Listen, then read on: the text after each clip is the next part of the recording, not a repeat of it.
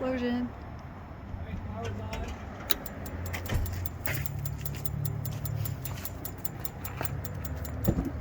Whoa! See? It's not lighting in there. It's flames going. Still flaming. What? See, like, why is it not lighting down there? It's not getting a good burn.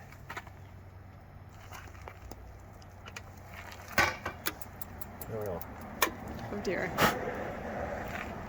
you burn yourself? No, really, just smell like hair burning. A couple hairs. Yeah. Yeah, so anyways, that's why when you're inside the camper and then the whole thing just, there was a fire here and it melted through these cables and completely melted these, the thermostat fuse, temperature fuse. This is Irnieracing how-to problems. Atwood water heater, automatic storage water heater from Atwood, and on my 2006 Northern Light, as you see here. Boom, boom, boom. Okay, so I turned the water heater on after not using it for like a month, and all of a sudden the light went on and then went out and then light went on, like it's not working. And I came out here to discover, look at the ground wire here, completely melted. You can see these wires up here have all been melted together, luckily not completely through. Just like lots of heat. And then the fuse, the inline fuse that goes to the thermostat from the switch power, the 12 volt would go into the thermostat, and then there's the PTO or ECO second thermostat for high temperatures, but this one's like 60 Celsius. So if the water is not too hot, it'll then run the power through to the circuit and run the igniter and ignite. And then the relay opens and the gas goes through, and then the igniter's back there and that flashes. So we're trying to figure out what happened, because if I measure power here, you can see it's melted. And here is the original inline fuse, whatever they're called, that goes between this and this. It would be for the thermostat. And it's based on, again, it's a temperature safety. If this reaches too high of a temperature, it disconnects. It's like a little temperature relay on top of the thermostat, on top of the ECO. Redundancy. So the first thing I'm going to do is I'm going to check voltage. When I hit the switch on the inside, I should be receiving 12 volts coming to this, then which would then power the whole system. So we'll see if the switch lights up and what happens. Okay, so here you have, boom, we got no light right now. And there we go, 13.57 volts. So we're getting power to that. Okay, so then we can bypass the blown fuse and see if it's going to work. So I already pulled off for the thermostat and the ECO and measured continuity between them so if you're getting a connection between the two, you know, when you just set it at that mode, and you can have a beeper if you want, and you're measuring essentially that there is a wired connection in the thermostat, and there is power can flow through, and power, so that means the thermostat and ECO are not stopping the power. So I've already checked that, so those are good. And we're going to figure out if the circuit board is an issue. Also, you know, whether the igniter is an issue, and what's going on. If we're going to listen for gas, see what happens, guys. Okay, so we have power right now, 13 volts going to the brown wire. And then I'm going to plug the brown wire directly into the thermostat, and the whole system should engage, and we'll go from there and see what happens. There it goes. See, it's flashing back there. Don't get too close. It's trying to light. You can. It's going to try to light again. Oh boy. There it goes again. It is sparking back there, so I can hear the propane.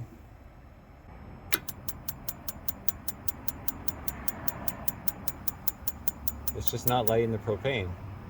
He'll be right out after he causes an explosion.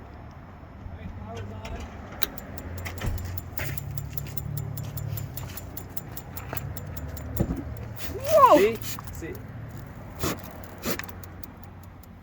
It's not lighting in there. It's flames going. Still flaming. What? See, like, why is it not lighting down there? It's not getting a good burn. I don't know. Oh dear.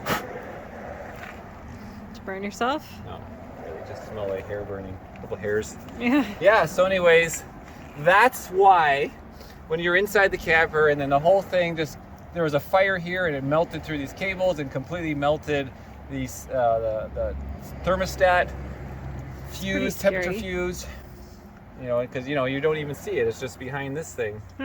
Crazy. So I got to figure out why it's not getting a flame down there, right, pressure wise. Maybe there's something more I got to research. Irnieracing. Okay, I found the problem, guys.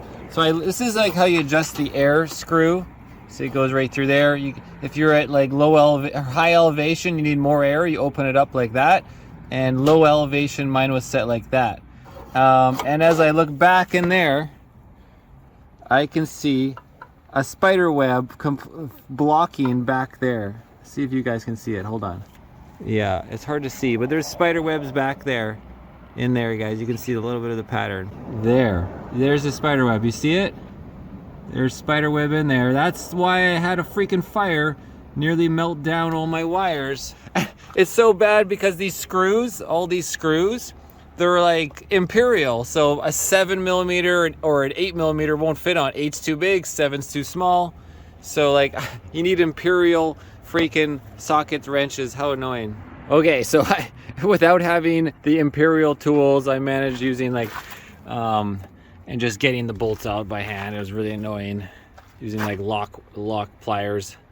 And there's the culprit. You can see it. Just a mess.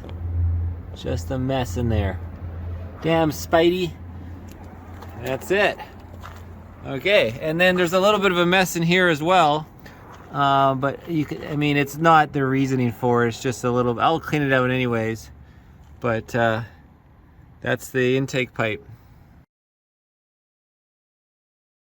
Okay, so in the end, this is a little piece of the body of the suspect at large that caused me a fire and burned my wires, melted most of my wires and the thermal switch. And at the same time, so now it's cleaned out in there. I checked it pretty thoroughly. And now we want to measure the sparker to be 1/8 of an inch. And then you can kind of try to bend them, but be very careful with the long one that's not having the curve because it's just butt connected right there at the back with a little butt weld. So try to bend the other side in. And then you can adjust the backing plate here. That's what those bolts are for, to make sure it's center as well to deflect the flame as it comes through. And there's the 1/8 of an inch. There you go, just maybe slightly over, very close to 1/8 of an inch. Okay, so all cleaned out, reinstalled, tightened down all the little fasteners, and I just got to throw on the starter essentially, that's 1/8, and then plug in this and hit her on, and we'll hopefully have flame now. We should, definitely. Okay, action. Oh, look at that, it's already going before I even have a chance. Step outside, that was quick. And so that's the sound, so we can adjust the air to make it not so loud. The air mixture ratio, let's try that. Okay, so there's the ratio, and if you can listen, more air, less air. So now we know when we hear a guy's jet engine, it's the elevation's not appropriate. Again, full air. Neat. I'm just learning this as I go too. So it sounds much better.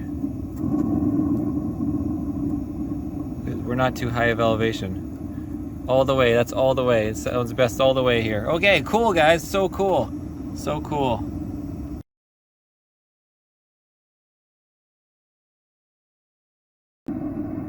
So I've just been running the system. Hot water is coming out of the hot water tap inside. I'm just waiting for the thermostat to eventually reach its threshold. I believe it was 60 Celsius, and then it will disengage. So I'm just waiting for it to turn off. And then of course the ECO emergency cutoff, I think it's much higher, like 90 Celsius. And I've been playing with this a little bit, trying to get the perfect sound, the perfect air-fuel ratio, where it just has just a little tip of orange without making too much air sounds. Good to go.